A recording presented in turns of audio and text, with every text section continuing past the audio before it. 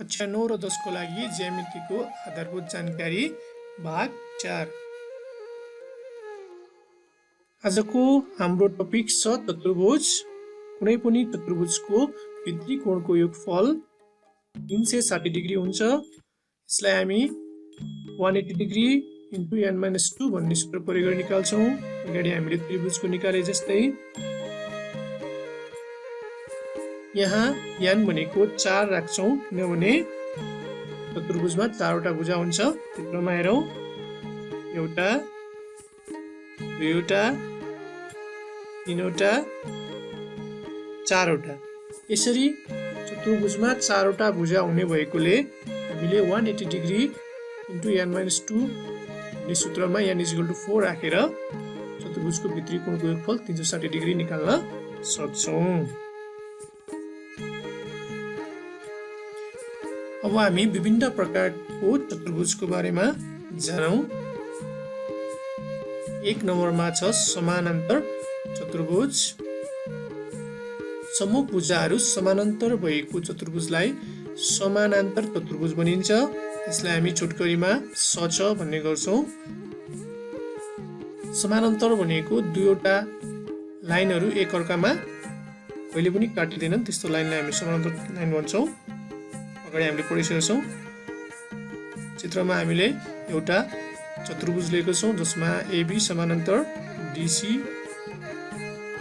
AD समानान्तर BC छ। एउटा के हो? SC हो। यसलाई हामी SC ABCD भन्छौँ।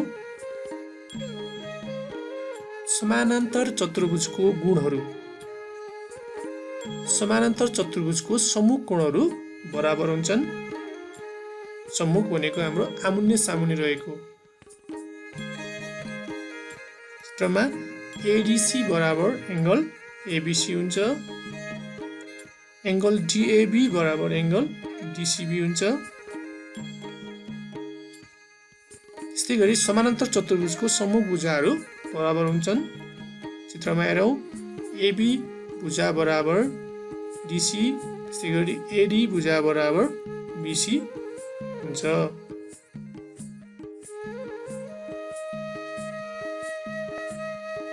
त्यस्तै समानान्तर चतुर्भुजको विकर्णहरूले समानान्तर चतुर्भुजलाई आधा गर्छ।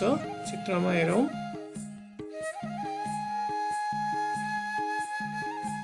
चित्रमा हामीले समानान्तर चतुर्भुज ABCD लिएका छौँ। चित्रमा विकर्ण AC ले SC ABCD लाई आधा गर्छ। विकर्ण भनेको सम्मुख शीर्षवृत्तहरू जोड्ने रेखा हो। यहाँ AC विकर्णले SC ABCD लाई आधा गर्छ। यसले दुईवटा त्रिभुजमा विभाजन गर्छ। त दुईवटा त्रिभुज ADC को क्षेत्रफल बराबर त्रिभुज ABCD को क्षेत्रफल हुन्छ। त्यस्तै गरी अर्को विकर्ण BD ले SC ABCD लाई आधा गर्छ।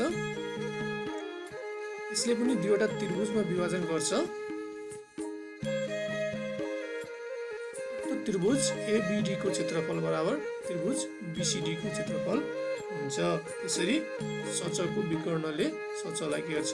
आधा गर्छ। त्यस्तै गरी SC को विकर्णहरू परस्परमा सन्धिभाजन हुन्छ।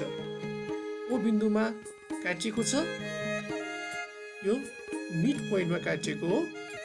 यहाँ चित्रमा हेरौँ, AO बराबर OC, DO बराबर OB हुन्छ। मिड पोइन्टमा एकअर्कामा काटिन्छ। SC को क्षेत्रफल कसरी निकालिन्छ त? चित्रबाट हेरौँ, चित्रमा एउटा SC लिएको छ। यसमा आधार हुन्छ र SC को दुईटा समानान्तर रेखा बीचको परपेन्डिकुलर दूरीलाई हामी उचाइ मान्छौँ। यो उचाइ र आधारको गुणनफलबाट चाहिँ हामी SC को क्षेत्रफल निकाल्छौँ। त्यही भएर SC को क्षेत्रफल बराबर के हुने भयो? आधार इन्टु उचाइ।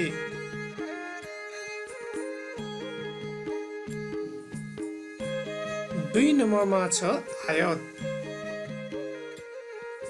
यदि समानान्तर चतुर्भुजको एउटा कोण 90 डिग्रीको छ भने त्यस समानान्तर चतुर्भुजलाई आयत बनिन्छ। चित्रमा हेरौँ, चित्रमा हामीले एबिसिडी एउटा आयत लिएका छौँ जसमा एउटा कोण 90 डिग्री छ। यहाँनिर सचबाट आयत हुनलाई सचको एउटा कोण के हुनु पर्यो, 90 डिग्री हुनु पर्यो। त्यसैले सबै आयतहरू के हुन् त, सच हुन्, तर सबै सच आयत होइनन्। सच आयत हुनलाई एउटा कोण 90 डिग्री हुनुपर्छ। आयतका गुणहरू, आयतका प्रत्येक कोण 90 डिग्री हुन्छ। एउटा कोण 90 डिग्री हुने बित्तिकै अर्को कोण सचको सम्मुख कोण के हुन्छ भनेपछि हामीले बराबर हुन्छ। त्यसैले 90 डिग्री हुन्छ र सचको भुजाहरू समानान्तर हुन्छ। क्रमागत भित्री कोण भएर अर्को कोण 90 डिग्री हुन्छ, त्यसको सम्मुख कोण फेरि 90 डिग्री हुन्छ। त्यसैले सबै कोणहरू आयतको 90 डिग्री हुन्छ। सम्मुख कोणहरू बराबर हुन्छ। चित्रमा हेरौँ, सबै 90 डिग्री भयो, सबै बराबर हुने भयो। त्यस्तै गरी आयतका सम्मुख भुजाहरू बराबर हुन्छन्। चित्रमा हेरौँ, भुजा एबी बराबर भुजा डिसी, त्यसै गरी भुजा एडी बराबर भुजा बिसी हुन्छ।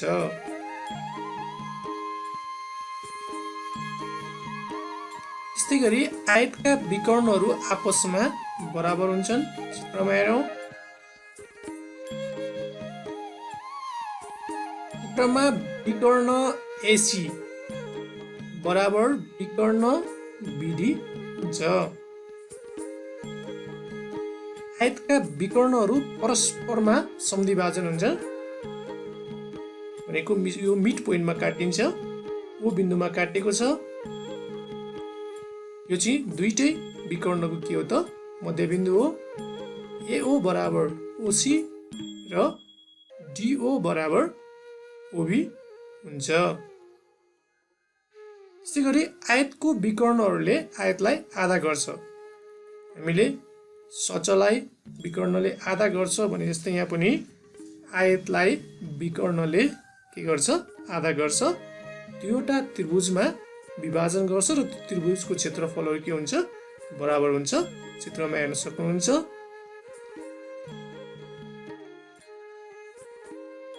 आयतको क्षेत्रफल, आयतमा लम्बाइ र चौडाइ हुन्छ।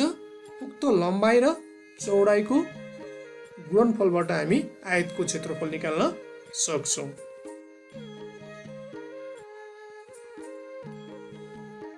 3 नम्बरमा छ वर्ग। सबै भुजाहरू बराबर भएको आयतलाई वर्ग भनिन्छ। चित्रमा वर्ग एबिसिडी देखाइएको छ जसमा भुजाहरू एबी बराबर बिसी बराबर सिडी बराबर एडी छ। यो वर्ग केबाट बन्यो, आयत। आयतमा एउटा नयाँ गुण के थपियो, सबै भुजाहरू बराबर हुने गुण थपियो। त्यो आयतबाट चाहिँ वर्ग बन्यो। त्यसैले सबै वर्गहरू आयत हुन् तर सबै आयतहरू वर्ग होइनन्। वर्गका गुणहरू, वर्गका सम्मुख भुजाहरू बराबर हुन्छन्। चित्रमा हेरौँ, भुजा एबी बराबर भुजा डिसी, भुजा एडी बराबर भुजा बिसी हुन्छ। वर्गका सम्मुख कोणहरू बराबर हुन्छ। एङ्गल ए बराबर एङ्गल सी, एङ्गल बी बराबर एङ्गल डी हुन्छ। वर्गका विकर्णहरू आपसमा बराबर हुन्छन्। विकर्ण एसी बराबर विकर्ण बिडी हुन्छ।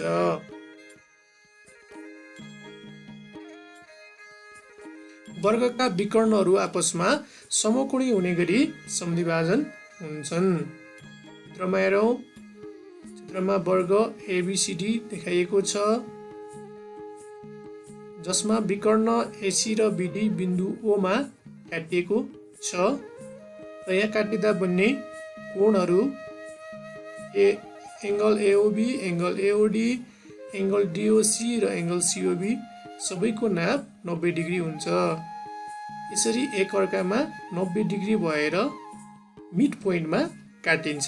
AO बराबर OC, DO बराबर OB हुन्छ।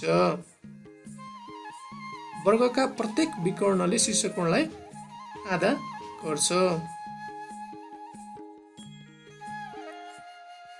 चित्रमा हेरौँ, विकर्ण AC ले शीर्षकोण BAD र BCD लाई आधा गर्छ। त्यस्तै विकर्ण BD ले शीर्षकोण ABC र ADC लाई आधा गर्छ।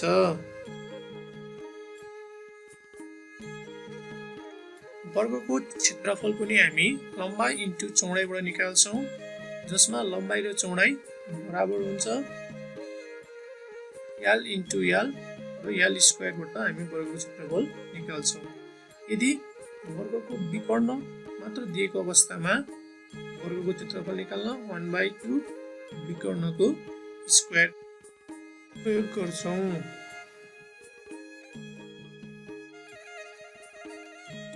4 नम्बरमा छ समबाहु चतुर्भुज। सबै भुजाहरू बराबर भएको समानान्तर चतुर्भुजलाई समबाहु चतुर्भुज भनिन्छ। चित्रमा समबाहु चतुर्भुज ABCD देखाएको छ, जसमा AB भुजा बराबर BC, BC भुजा बराबर CD, CD भुजा बराबर AD छ। चारवटै भुजाहरू बराबर छ। यहाँनिर वर्ग र समबाहु चतुर्भुजमा तपाईहरु झुकिन सक्नुहुन्छ। वर्ग भनेको आयतमा चाहिँ के हुनु पर्यो, सबै भुजाहरू बराबर हुनु पर्यो। समबाहु चतुर्भुज भन्नाले सचोमा चाहिँ सबै भुजाहरू बराबर हुनु पर्यो।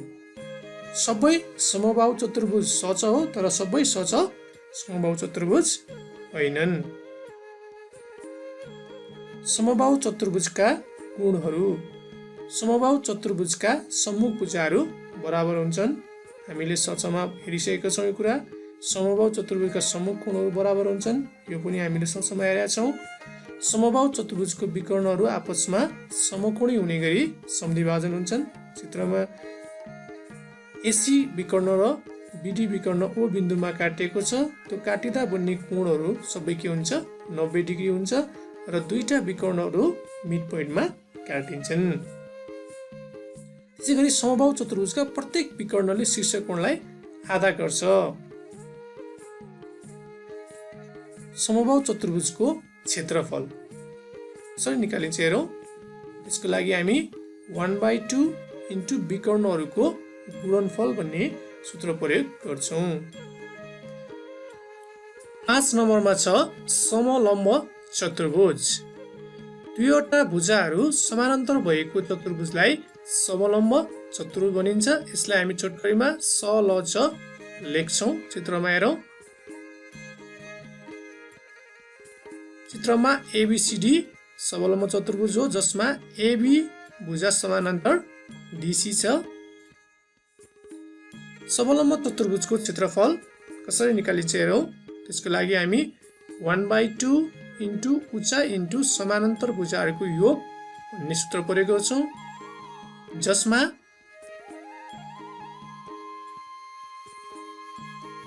उचाइ भनेको दुईवटा समानान्तर रेखा बीचको लम्ब दूरी BP लाई लिन्छौँ हामी। सारांशमा बुझौँ। सम्मुख भुजा समानान्तर भएको चतुर्भुजलाई के भन्ने रहेछ, समानान्तर चतुर्भुज। अब तपाईले समानान्तर चतुर्भुजको बारेमा जानिसक्नुभयो भने समानान्तर चतुर्भुजमा एउटा कोण समकोण रहेछ भने यसलाई के भन्ने, आयत। त्यस्तै गरी तपाईले अब सच पनि चिन्नुभयो, आयत पनि चिन्नुभयो। अब आयतमा सबै भुजाहरू बराबर आइदियो भने त्यसलाई के भन्ने, वर्ग। त्यसै गरी सच तपाईले चिनिसक्नुभयो। सचमा मात्र सबै भुजाहरू बराबर भइदियो भने त्यसलाई के भन्ने, यसलाई समबाहु चतुर्भुज भन्ने। त्यसै गरी दुईवटा भुजा मात्रै समानान्तर भएको चतुर्भुज आइदियो भने त्यसलाई के भन्ने, समलम्ब चतुर्भुज भन्ने। यसरी कक्षा 9 र 10 को लागि आवश्यक पर्ने ज्यामितिको आधारभूत जानकारी सकिएको छ। अब हाम्रो अर्को भिडियो कक्षा 10 को टेक्स्ट बुकमा आधारित साध्यहरूको बारेमा हुनेछ। त्यसको लागि यी ज्यामितिका आधारभूत जानकारीहरू तपाईहरूले याद राख्नुपर्ने हुन्छ, जसले तपाईहरूलाई यी साध्यहरूको बारेमा बुझ्न सजिलो बनाउनेछ। त्यसैले अगाडिका सम्पूर्ण भिडियोहरू हेरिदिनु होला र नबुझेको कुरा कमेन्टमा लेखिदिनु होला र कुनै गल्ती भेट्नुभयो भने कमेन्टमा लेखिदिनु होला। आजलाई यति नै, अर्को भिडियोमा भेटौँला। By by.